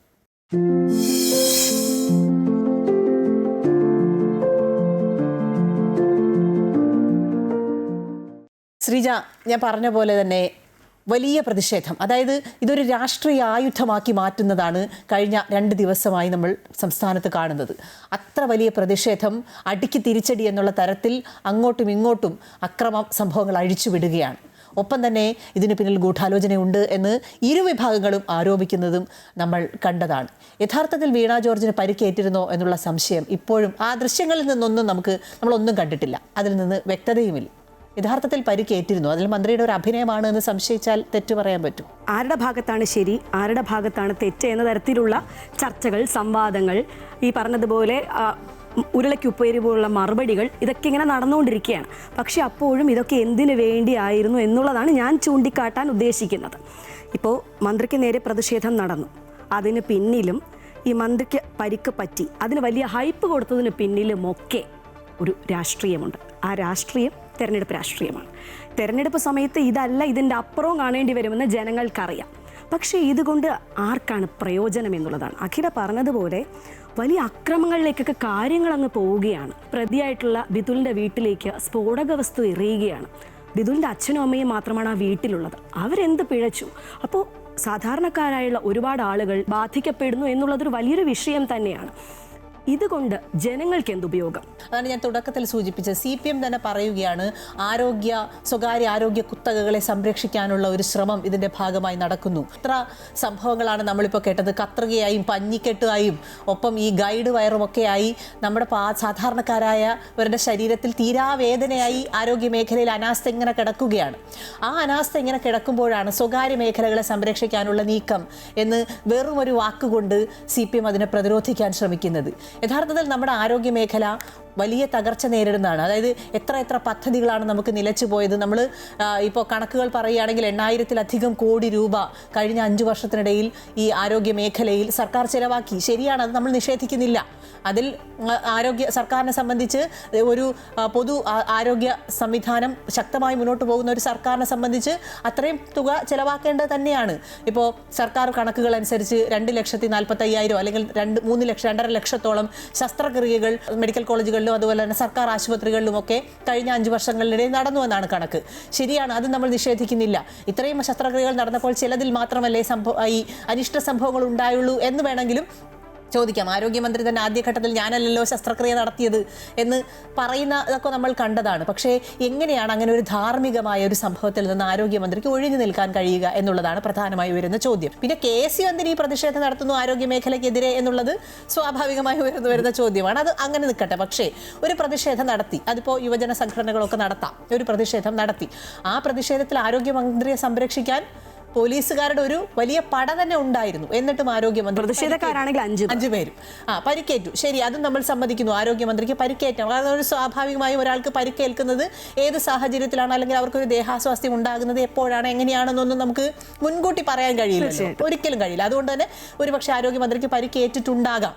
പക്ഷേ അതിന് വേറൊരു രാഷ്ട്രീയ മാനങ്ങൾ നൽകി സംസ്ഥാനം ഒരിക്കലും ചർച്ച ചെയ്യാൻ ആഗ്രഹിക്കാത്ത തരത്തിൽ സ്വകാര്യ കുത്തകകളെ സംരക്ഷിക്കുകയാണ് എന്നുള്ള തരത്തിലേക്ക് വഴിതിരിച്ചു വിടുന്നതിന് പിന്നിൽ ആരോഗ്യ മേഖല ഇപ്പോൾ നേരിടുന്ന ഈ വിവാദങ്ങൾ തന്നെയാണ് എന്നുള്ളതിൽ ഒരു സംശയം വേണ്ട അഖില. അത് തന്നെയാണ് ഞാനും ചൂണ്ടിക്കാട്ടുന്നത്. സർക്കാർ പറയുന്നുണ്ട് ഒരുപാട് വികസനങ്ങൾ കൊണ്ടുവന്നു, വലിയ വലിയ കാര്യങ്ങൾ അവർ എണ്ണി പറയുന്നത് കേട്ടു. പക്ഷേ ഈ പറയുന്ന പോലെ അടിസ്ഥാന സൗകര്യങ്ങൾ അത്ര കണ്ട് നമ്മുടെ സർക്കാർ ആശുപത്രികളിൽ ഉണ്ടോ എന്നുള്ളത് ചോദ്യമായി ഞാൻ മുന്നോട്ട് വയ്ക്കുകയാണ്. തീർച്ചയായും ഇല്ല എന്ന് തന്നെ പറയണം. അത് ഒരിക്കലും ഡോക്ടർമാരുടെയോ ജീവനക്കാരുടെയോ കുറ്റമല്ല. പലപ്പോഴും ഇത്തരം പ്രശ്നങ്ങൾ വരുമ്പോൾ നമ്മൾ അവരിലേക്ക് മാത്രമായി പ്രശ്നങ്ങളെ ചുരുക്കുകയാണ്, അവരിലേക്ക് മാത്രമായി ഇത് അടിച്ചേൽപ്പിക്കുകയാണ്. അവരുടെ സമ്മർദ്ദം കൊണ്ട് ഒരു പക്ഷേ മനുഷ്യരാണ് തെറ്റു വന്നിട്ടുണ്ടാകാം. അങ്ങനെ ഞാനത് ന്യായീകരിക്കുകയല്ല. എങ്കിൽ കൂടി ഞാൻ സർക്കാർ ആശുപത്രിയിൽ എൻ്റെ അച്ഛനൊക്കെ വേണ്ടി പേഴ്സണലായിട്ടൊക്കെ ചികിത്സ തേടിയിട്ടുള്ള ആളാണ്. അതുകൊണ്ട് തന്നെ കാര്യങ്ങൾ നേരിട്ട് കണ്ട ആളാണ്, മനസ്സിലാക്കിയ ആളാണ്. ആ ബോധത്തിൽ നിന്നുകൊണ്ട് തന്നെയാണ് ഞാൻ സംസാരിക്കുന്നത്. അവിടെ വേണ്ടത്ര ജീവനക്കാരില്ല എന്നുള്ളത് ഏറ്റവും പ്രധാനപ്പെട്ട ഒരു വസ്തുത. എന്തുകൊണ്ട് ആവശ്യത്തിന് ജീവനക്കാരെ എടുക്കുന്നില്ല? അതിലെങ്കിലും സർക്കാരിന് ശ്രദ്ധ ചെലുത്താമല്ലോ. ഉപകരണങ്ങളുടെ അപര്യാപ്തത ഇപ്പോഴും ഒരുപാട് സാധനങ്ങൾ ഇപ്പോഴും കിട്ടുന്നില്ല. പിന്നെ ജനറൽ ഹോസ്പിറ്റലൊക്കെ പോയാൽ നമുക്ക് കാണാം പഴയ ബിൽഡിംഗ് ഒക്കെ അങ്ങനെ കിടക്കുകയാണ്. അത് എന്തുകൊണ്ട് നവീകരിച്ചുകൂടാ? നവീകരിച്ചിരുന്നുവെങ്കിൽ ഇപ്പോഴും ഒരുപാട് ആളുകൾക്ക് അത് ഉപയോഗപ്പെടുത്താമായിരുന്നില്ല. അപ്പോൾ സർക്കാരിന് പറ്റും, പക്ഷേ അത് ചെയ്യുന്നില്ല. എപ്പോഴും അത് ചൂണ്ടിക്കാണിക്കപ്പെടുക തന്നെ വേണം. ജനങ്ങൾക്ക് ആവശ്യമായിട്ടുള്ള കാര്യങ്ങൾ തന്നെയാണ് തെരഞ്ഞെടുപ്പ് കാലത്ത് ചർച്ചയാവേണ്ടതും. വലിയ അക്രമ സംഭവങ്ങൾ ഉണ്ടാകുന്നത് ഇപ്പോൾ മാത്രമല്ല. ശ്രീജ ഓർക്കുന്നുണ്ടോ? മുഖ്യമന്ത്രിയും സംഘവും കൂടി ചേർന്ന് നവകേരള യാത്ര നടത്തിയത് ഓർക്കുന്നില്ലേ? അന്ന് പക്ഷേ പ്രതിഷേധിച്ചവരെ DYFI പ്രവർത്തകർ ചെടിച്ചട്ടി കൊണ്ട് ആക്രമിച്ചപ്പോൾ മുഖ്യമന്ത്രി പറഞ്ഞ വാക്ക് നമ്മൾ മറക്കാൻ പാടില്ല. അതായത് അതൊരു ജീവൻ രക്ഷാ പ്രവർത്തനമായിരുന്നു. പക്ഷേ കാലങ്ങൾ ഇങ്ങനെ മാറി അങ്ങോട്ടും ഇങ്ങോട്ടും തിരിച്ചടിച്ച് ഈ കോൺഗ്രസ് ഓഫീസുകളൊക്കെ കഴിഞ്ഞ ദിവസമൊക്കെ വ്യാപകമായി തകർക്കപ്പെട്ടു. ശ്രീജ നേരത്തെ സൂചിപ്പിച്ചതുപോലെ ബോംബേറ് അത്തരത്തിൽ വലിയ ആക്രമം എല്ലായിടത്തും അഴിച്ചുവിടുകയാണ്. പക്ഷേ അങ്ങനെ അക്രമം അഴിച്ചുവിട്ടിട്ടും ഇപ്പോഴും ആ തരത്തിൽ രാഷ്ട്രീയം മുന്നോട്ട് കൊണ്ടുപോവുക, അതായത് മൂന്നാം സർക്കാർ വരിക എന്നുള്ളതാണ് അവരുടെ ലക്ഷ്യം. അത് ഓക്കെ, എന്ത് തന്നെ ആയാലും കുറേ വികസന പ്രവർത്തനങ്ങൾ നമ്മൾ കണ്ടിട്ടുണ്ട്. തീരെ അങ്ങ് നമുക്ക് നിഷേധിക്കാനൊന്നും പറ്റില്ല. കാരണം ആരോഗ്യ മേഖലയിൽ തന്നെ അവയവമാറ്റ ആശുപത്രിയും ക്യാൻസർ റിസർച്ചും ഒക്കെയായി ബന്ധപ്പെട്ട് RCCയിൽ പുതിയ കെട്ടിടമൊക്കെയായി ബന്ധപ്പെട്ട് പുതിയ ഒരുപാട് കാര്യങ്ങൾ വന്നിട്ടുണ്ട്. പക്ഷേ അടിസ്ഥാന സൗകര്യങ്ങൾ ശ്രീജ നേരത്തെ സൂചിപ്പിച്ച പോലെ പലയിടത്തും അതിൻ്റെ അപര്യാപ്തത നമ്മൾ ഹാരിസ് കൂടെ കേട്ടതാണ്.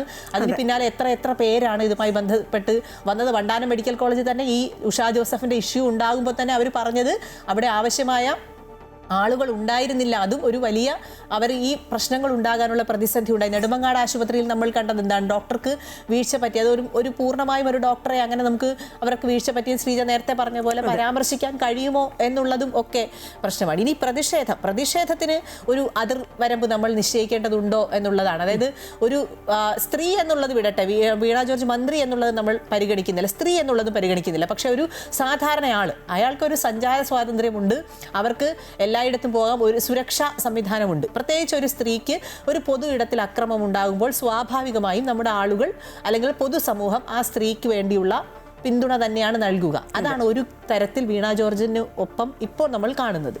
പക്ഷേ CPM പ്രവർത്തകരും അനുകൂലികളും അതിനെ മറ്റൊരു തരത്തിൽ വീണ ജോർജ് തരത്തിലേക്ക് മാറ്റി. കഴുത്തിൽ ക്ഷതം ഉണ്ടായിട്ടുണ്ട്, അത് നമ്മൾ നിഷേധിക്കുന്നില്ല. ഒരുപക്ഷെ ഈ പ്രതിഷേധത്തിന്റെ ഭാഗമായിട്ടാണോ ആ ക്ഷതം ഉണ്ടായത് എന്ന് നമുക്കറിയില്ല.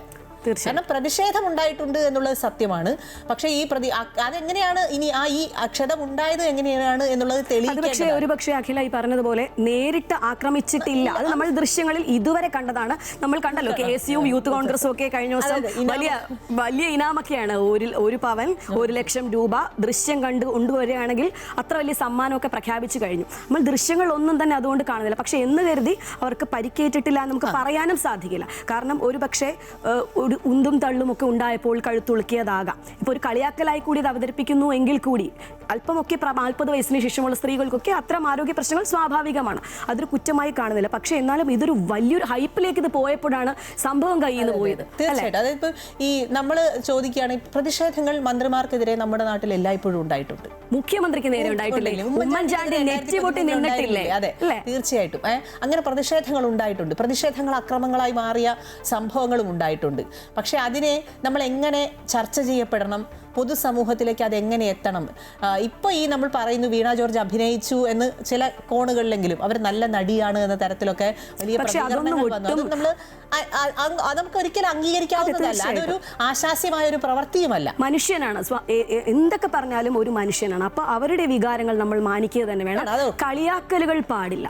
നമ്മൾ ഓർക്കേണ്ടത് 2013 ഉമ്മൻചാണ്ടിക്ക് ഇതേ പരിക്ക് പറ്റിയപ്പോൾ മുഖ്യമന്ത്രി പിണറായി വിജയൻ കൂട്ടി പറയാൻ പറ്റുന്ന കള്ളം വേണ്ടേ നമ്മൾ പുറത്ത് പറയേണ്ടത്, അല്ലെങ്കിൽ അങ്ങനെയുള്ള സാധനമല്ലേ കൊടുക്കേണ്ടത് എന്ന തരത്തിലാണ് അദ്ദേഹം പറഞ്ഞത്. പക്ഷേ കാലങ്ങൾ ഇപ്പോൾ മാറിയപ്പോൾ ഇത് ചാവേർ ആക്രമണമായി, അത് വീണ ജോർജിനെതിരെയുള്ള കൊലപാതക ശ്രമമായി. 5 KSU പ്രവർത്തകരും കരിങ്കടിയും കൊണ്ടാണ് വന്നത്. അവർക്ക് മാരകായുധങ്ങളൊന്നും ഉണ്ടായിരുന്നില്ല എന്നുള്ളത് നമുക്കറിയാം. KSU അത്ര മാരകമായ ഒരു പ്രതിഷേധമൊന്നും ഇതുവരെ നടത്തി നമ്മൾ കണ്ടിട്ടില്ല. എന്തായാലും സമരങ്ങളിലൂടെയും സന്ധിയില്ലാത്ത പോരാട്ടങ്ങളിലൂടെയുമാണ് ഇന്ന് നമ്മൾ കാണുന്ന കേരളത്തിൻ്റെ ജനാധിപത്യ സമൂഹം ഉണ്ടായത്. പക്ഷേ സമരം എങ്ങനെ വേണമെന്നതാണ് പ്രധാനം. അടിക്ക് തിരിച്ചടി എന്നതാണ് മാറേണ്ടത്. പ്രതിഷേധങ്ങൾക്ക് പരിധി നിശ്ചയിക്കേണ്ട സമയം അതിക്രമിച്ചിരിക്കുന്നു. KSU പ്രവർത്തകർ മന്ത്രിയെ ആക്രമിച്ചു എന്നത് വസ്തുതയെങ്കിൽ നടപടി വേണം. സംഭവിച്ചതിന് പിന്നിൽ ഗൂഢാലോചനയുണ്ടെങ്കിലും നടന്നത് അഭിനയമായാലും വസ്തുതകൾ പുറത്തു വരട്ടെ. നന്മയുള്ള കേരളം പുലരട്ടെ.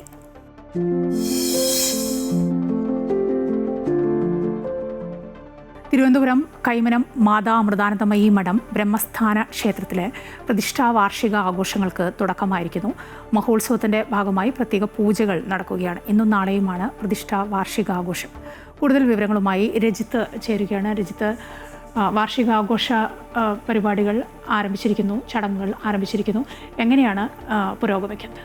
മാതാ അമൃതാനന്ദമയി മഠത്തിന് കീഴിലുള്ള കൈമനം ബ്രഹ്മസ്ഥാന ക്ഷേത്ര പ്രതിഷ്ഠ വാർഷിക ചടങ്ങുകൾക്കാണ് ഇന്നിപ്പോൾ തുടക്കമായിരിക്കുന്നത്. രാവിലെ തന്നെ വിശേഷാൽ പൂജകളോട് കൂടിയാണ് ചടങ്ങുകൾ ആരംഭിച്ചിരിക്കുന്നത്. പൂജകൾ ഇന്നും വീണ്ടും തുടർന്നുകൊണ്ടേയിരിക്കുകയാണ്. ഇപ്പോൾ നമ്മോടൊപ്പം ചേരുന്നത് സ്വാമി അമൃതാനന്ദപുരി, കോഴിക്കോട് മഠാധിപതി കൂടിയായിട്ടുള്ള സ്വാമി വിവേകാനന്ദപുരി. നമസ്തേ സ്വാമി, ഇന്ന് എന്തൊക്കെ പൂജകളാണ് പ്രധാനമായും നടക്കുന്നത്? രാവിലെ ഗണപതി ബ്രഹ്മ കലശം ഉൾപ്പെടെയുള്ള കാര്യങ്ങൾ ചെയ്തിരുന്നു. ഇന്ന് പൂജകളാണ് ക്ഷേത്രത്തിൽ നടക്കുന്നത്.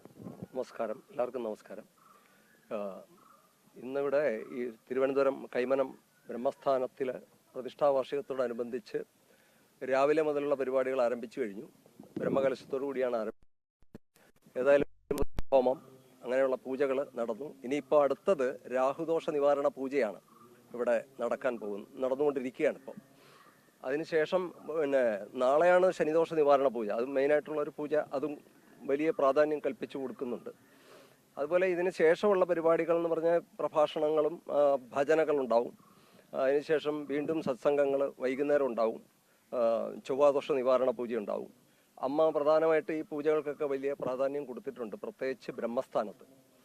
അപ്പം ബ്രഹ്മസ്ഥാനങ്ങളിൽ അവരെ കൊണ്ട് ചെയ്യിക്കുന്ന പൂജയാണല്ലോ. അവർക്ക് വന്നിരുന്ന് പാർട്ടിസിപ്പേറ്റ് ചെയ്യാനുള്ള ഒരു അവസരമാണ്, സ്വയം പൂജ ചെയ്ത് ആ ഒരു അനുഗ്രഹം ഏറ്റുവാങ്ങാനുള്ള ഒരു അവസരമാണ് അമ്മ ഇതിലൂടെ ഉണ്ടാക്കിയെടുത്തിരിക്കുന്നത്. അമ്മയുടെ ഈ പൂജകളാണെങ്കിലും സത്സംഗങ്ങളാണെങ്കിലും ഈ ബ്രഹ്മസ്ഥാനത്തിൻ്റെ പിന്നിൽ നമ്മുടെ മനുഷ്യരുടെ ശാരീരികം, മാനസികം, അതുപോലെ സാമൂഹികം, ആത്മീയം തുടങ്ങിയ സമഗ്രമായ ഒരു ആരോഗ്യം പദ്ധതി കണക്കിലെടുത്തുകൊണ്ടാണ് അമ്മ ബ്രഹ്മസ്ഥാനങ്ങൾ തന്നെ തുടങ്ങിയിട്ടുള്ളത്. അപ്പോൾ അതിലൂടെ സമഗ്രമായ ഒരു ഐശ്വര്യവും അഭിവൃദ്ധിയും ജനങ്ങൾക്കും അവർക്ക് അനുഭവിക്കാനുള്ള ഒരു വേദിയാണ് അമ്മ ഉണ്ടാക്കിയിരിക്കുന്നത്. പ്രത്യേകിച്ച് ഈ പ്രതിഷ്ഠാ ചടങ്ങിൽ അമ്മ വളരെയധികം പ്രാധാന്യം കൊടുക്കുന്നുണ്ട്.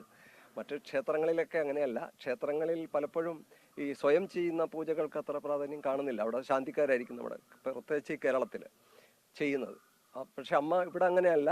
അവർക്കൂടി പങ്കാളിത്തം ഉണ്ടാകുന്ന രീതിയിലുള്ള പൂജയാണ് അമ്മ ഇവിടെ പ്രധാനമായിട്ടും ആവിഷ്കരിച്ചിട്ടുള്ളത്.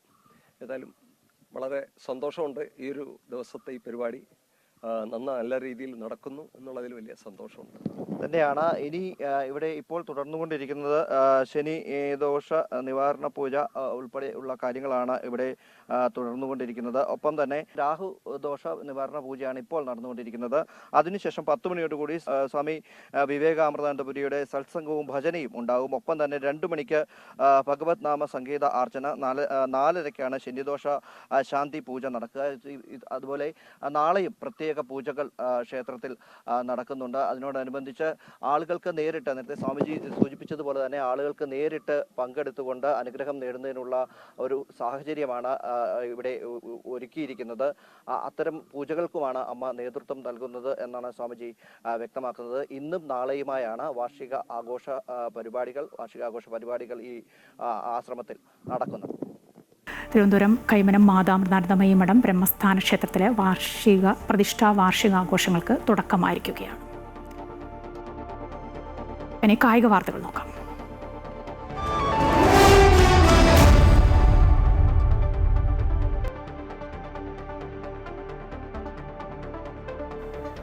ഇന്റർകാശിയാണ് എതിരാളികൾ. വൈകിട്ട് 5-ന് കൊച്ചി ജവഹർലാൽ നെഹ്റു സ്റ്റേഡിയത്തിലാണ് പോരാട്ടം.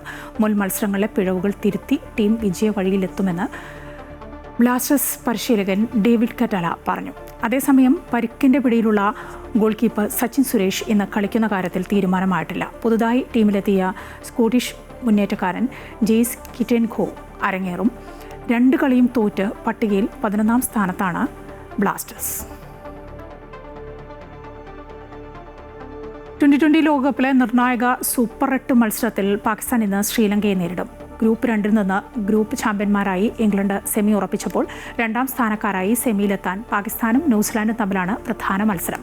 ശ്രീലങ്കയ്ക്കെതിരെ ആദ്യം ബാറ്റ് ചെയ്താൽ പാകിസ്ഥാൻ കുറഞ്ഞത് 64 റൺസെങ്കിലും ശ്രീലങ്കയെ തോൽപ്പിച്ചാൽ മാത്രമേ ന്യൂസിലാൻഡിന്റെ നെറ്റ് റൺ റേറ്റ് മറികടക്കാൻ പാകിസ്ഥാന് സാധിക്കൂ. രണ്ടാമത് ബാറ്റ് ചെയ്യുകയാണെങ്കിൽ ശ്രീലങ്ക ഉയർത്തുന്ന ലക്ഷ്യം വെറും 13.1 ഓവറിനുള്ളിൽ പാകിസ്ഥാൻ മറികടക്കുകയും വേണം.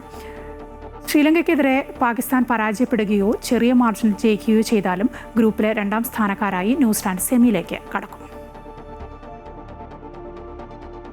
പാലക്കാട് സ്പോർട്സ് ഹബിന്റെ നിർമ്മാണോദ്ഘാടനം തദ്ദേശ സ്വയംഭരണ വകുപ്പ് മന്ത്രി MP രാജേഷ് നിർവഹിച്ചു.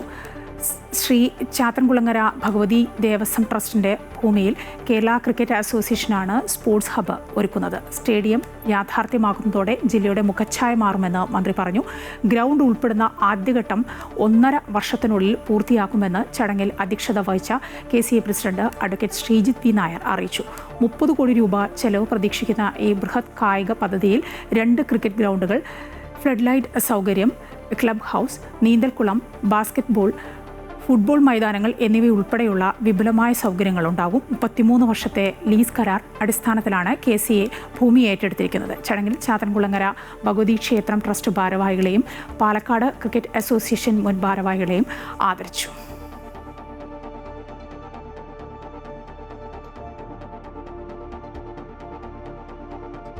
ഗുഡ് മോർണിംഗ് കേരളം പൂർണ്ണമാവുകയാണ്. കൂടുതൽ വാർത്തകൾ കാണാം ഞങ്ങളുടെ YouTube ചാനൽ സന്ദർശിക്കുക.